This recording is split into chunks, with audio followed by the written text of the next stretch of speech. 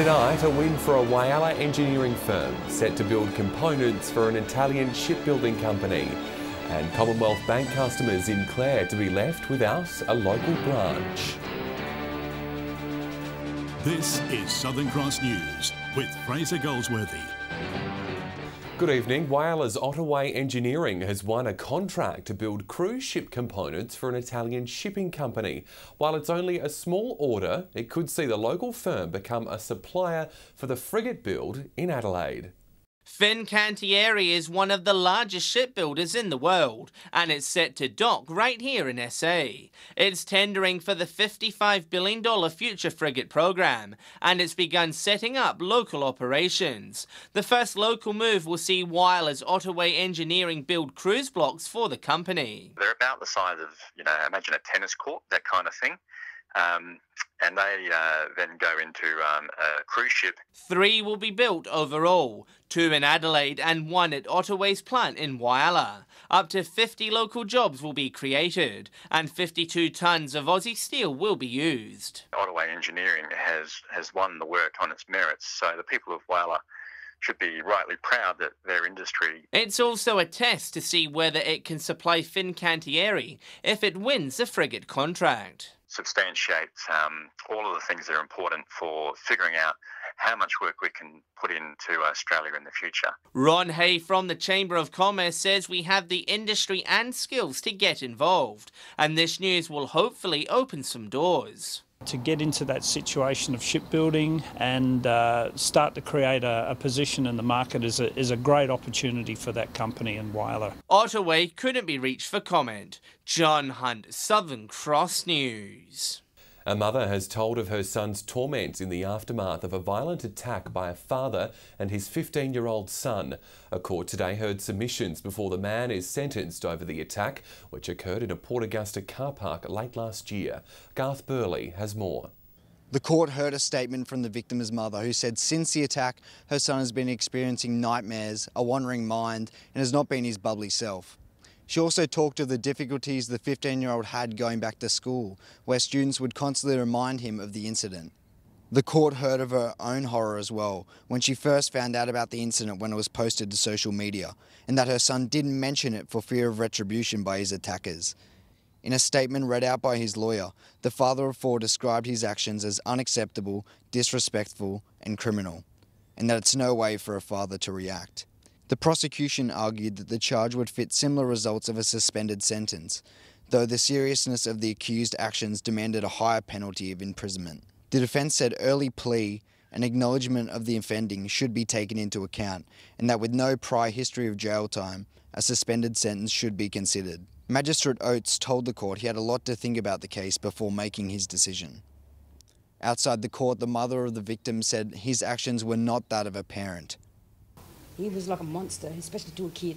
And that she would be outraged even if this wasn't her son. Even if it wasn't my son, even if it was someone else's son, I still would have been disgusted because you don't do that to a minor. The man will be sentenced on the 17th of May. The only Commonwealth Bank branch in the Clare Valley is set to close its doors. It means for some customers, accessing banking services will require more than an hour's drive out of town. Rachel Nell has more. The decision to close the bank wasn't an easy one, but with a 50% decline in transactions at the Clare branch over the past 5 years, the company had little choice. It's believed customers are opting to use other banking channels like online and mobile methods. Regular customers were notified of the closure a short time ago. The company is promising to help talk its customers through other banking options. A CommBank spokesperson says the ATM will still remain in the town. Customers will be able to complete personal and business banking transactions like withdrawals, deposits and bill payments during normal office hours at the Australia Post outlet just down the road. The branch's closure will force customers who need to visit a branch to travel more than an hour away to either Port Pirie, Kadina or Gawler. It's believed some customers are now questioning their future with the bank, with many disappointed to see the branch go. The branch will close its doors for the last time in 12 weeks on June 22. Police have captured a man who managed to escape from the Broken Hill jail with 2 others yesterday. Officers found the offender hiding in one of the town's main streets after being on the run for more than 12 hours. Mervyn Bugmy was one of 3 men who escaped from the Broken Hill Correctional Centre yesterday morning. 2 of the men were found by prison officers shortly after escaping, but it took officers almost half a day to track down Bugmy. Good work by corrective services, police, the public, the schools. Really got on top of this incident very quickly. The escape triggered lockdowns at a number of schools in the area while police searched nearby streets. We had a premises under surveillance, some good police work there. He ran from a vehicle. He was pursued on foot and actually caught hiding in a yard and placed into custody without further incident. A major police operation was launched using a number of police resources to track down the remaining escapee, including our trail bikes, our drone, additional police, Aboriginal community liaison officers, and working with the public and corrective services and those other agencies. All 3 men have now been charged with escaping lawful custody and will likely be transferred to different prisons with higher security. Just how they managed to escape Broken Hill Correctional Centre will be investigated, but it is understood they managed to scale a roof. The 3 men are facing a maximum sentence of 10 more years behind bars. Patrick Reinke, Southern Cross News. In the news ahead, Broken Hill youths asked to take part in a community consultation on a design for a potential skate park. That's next. Police are on the hunt for thieves who stole nearly 300 sheep from farms on the west coast. At least 270 sheep were taken over the last 8 months at properties in the Loch, Merdinga and Toolagi regions. Officers say the tagged merino ewe hoggets were pinched in mobs of between 40 and 60. Anyone with information is asked to contact police. South Australia's Royal Commission into the Murray-Darling Basin plan could potentially become a national inquiry. And an issues paper released yesterday, the Commission says it intends to focus on the issues across the whole of the basin, as well as inviting witnesses from other states. Local water activists are excited about the new direction. What it will force is the New South Wales government to actually make comment, because they'll have no choice, because there'll be many within New South Wales that will put in submissions. So I think it's a really good move from the South Australian government to force the hand of a number of different states. Over 300 interested parties have been contacted to make submissions to the Commission. Air High in Wyler has played host to a careers expo to help Year 11 and 12 students prepare for life after school. Local businesses, TAFE and the state's unis were all on hand to advise school leavers on what pathways are available.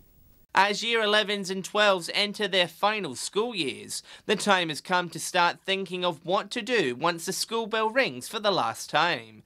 Air High got the ball rolling for local students, hosting its annual Careers Expo last night. So today is all about post-school pathways and learning area stalls on promotion, so for our students to plan what they'd like to do when they finish school. 27 stall holders ranging from further study to apprenticeships were on show. For them to understand the subjects that they want to pick for Year 11 and 12, having a clear understanding of those, and then... The expo comes at a time when Wyler's job market is slowly opening up, providing more pathways for school leavers. Need to have a plan A, plan B and possibly plan C, and where they're wanting to go right now doesn't always mean that that's where they're going to end up. Courtney Young is entering Year 11 with an eye on becoming a teacher. He says the night was a good step for him in plotting his future career path. I've learnt a lot today so far, that how much I really do need to succeed in all my subjects to get the ATAR that I need. John Hunt, Southern Cross News. Broken Hill City Council is looking to the town's younger generation for its thoughts on a new skate park. It says the Silver City is in need of a new one for skaters and riders, and is now looking to apply for funding to bring the idea to life. Asking the public what they would like to see in a skate park. A new skate park has been listed as a priority by council. It says the public's voiced its interest in a new park for kids to skate their hearts out. It's now applying for state funding to get the project up and running and wants the community's input. We encourage all young people and their parents and anyone else who's interested to get their ideas down, so we get some input to see what the best plan will be either to upgrade the existing skate park or to construct a new facility. While it does look a little worse for wear, the current skate park is a consistent hotspot whenever kids are not at school. It's a good way to keep kids occupied, for them to burn off a bit of energy. We hear a lot about the importance of getting out. Council has listed a few design examples on social media to gauge the public's initial interest. We think it's a great thing. I know that kids think it's a great facility, so we'll all be working very hard to make sure that we get the best possible one for Broken Hill. There's only 1 month before submissions close. Really, really important to get your ideas in. I understand that the submissions close at the beginning of May, so there's not too much time to get in there and let us know what you think. Patrick Reinke, Southern Cross News. After the break, the streets of Clare to come alive with cyclists this weekend. The details next.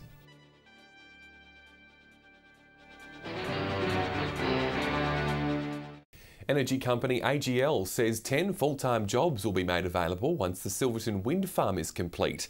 Currently, the project employs around 150 people, 40% of which are locals. The ongoing positions will be based around maintaining the 58 turbines that span a location 4 times bigger than the Broken Hill solar power plant. The streets of the Clare Valley are set to come alive with cyclists this weekend for the Clare Classic.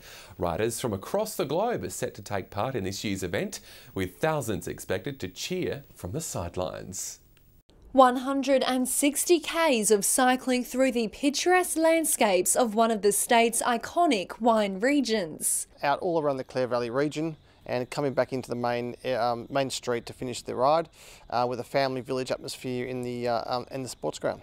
This year's Clare Classic will see cyclists wind their way through the challenging hills and wheat plains of the valley before riding into the centre of town. With everything the region represents, organisers say there couldn't have been a better destination to host the event. It's just a really beautiful part of South Australia, and we thought cyclists, food and wine, it goes very well. More than 900 riders have registered to take on the challenge this weekend, while over 2,000 revellers are expected to flock to the streets to show their support. 40% coming from interstate, which I think is just a tremendous indication of people wanting to come to the region. With over $8,000 raised so far, cyclists will be able to choose their own charity to donate the funds to. People can choose their own charity, what they're passionate about, and raise money for many great causes. A live band and lots of kids' activities will add to the festivities throughout the day, which kicks off at 8 a.m. on Sunday. Rachel Nell, Southern Cross News. A new art exhibition has opened up in Port Augusta, showcasing the colourful world of tie-dye. The exhibition at Platform Gallery is open until the end of the month, and curators hope it'll inspire other artists to think outside the square. They're the kind of patterns that transport keen observers to the 60s and 70s. Though Vicky Fox's designs are blurring the market for tie-dye fashion. It is a different product now than it was in the 70s. The clothes once worn by rugged earth lovers now come in ranges for newborns and young children. I love doing children's clothing, so I have quite a few people now that will order off me regularly just for some t-shirts for their kids. Vicky's first experience working with dye was making t-shirts for her grandkids for a local colour-on. Now, from shoes to scarves and pillows to pullovers, the exhibition has a blend of everything. I do a lot of fabric so that I can make things myself, like I make cushions and the door stops and bags. She says her continued love for designing these works stems from the unpredictable results of the dye. The reveal is the big thing, so it's either going to be really good or it might be really bad or it might be completely different than what you expected.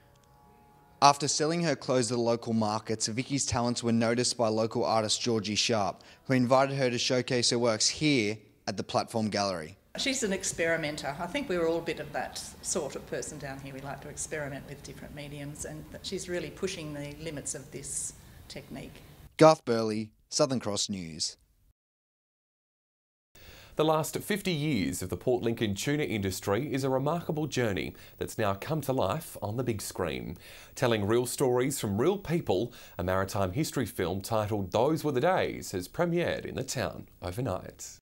Telling the tales of the tuna industry. We're celebrating 2 years of hard work, but it really started maybe 5 years ago when I said to Gary Kerr, why doesn't he do a story on the tuna fishery?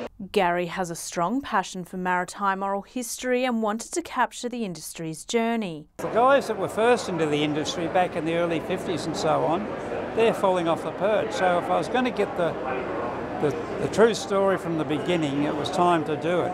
Ross Haldane's family has been instrumental in the multi-million-dollar industry in the town. Prior to my family coming to Port Lincoln, there was 4,000 or 5,000 people. So it's grown since then, not all due to fishing and not all due to tuna, but certainly it's been a big part of our history. And it was really exciting because we're a small town back then, and there was a sense of an industry starting to happen in Port Lincoln.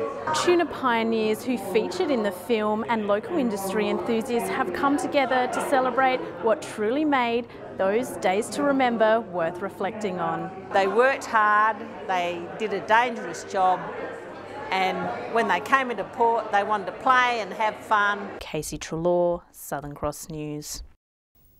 Well, almost 1 week after it was announced one lucky Port Lincoln person had won Saturday's entire Division 1 prize of $4.2 million in the Cross Lotto, a winner has finally come forward. Keeping the newfound millionaire status to themselves, the winner has chosen to remain anonymous, so plans on how the money will be spent will remain a secret.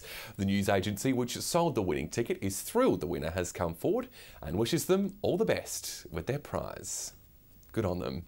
Stay with us. After the break, we'll have all the local weather details with Amy Stevenson. And Amy, the weekend is here, and before we know it, what's in store for the Spencer Gulf? Indeed it is, Fraser, and the run of hot weather the region has been experiencing this week is hanging around. I'll have all the details next. Welcome back. Temperatures ranged around all centres today.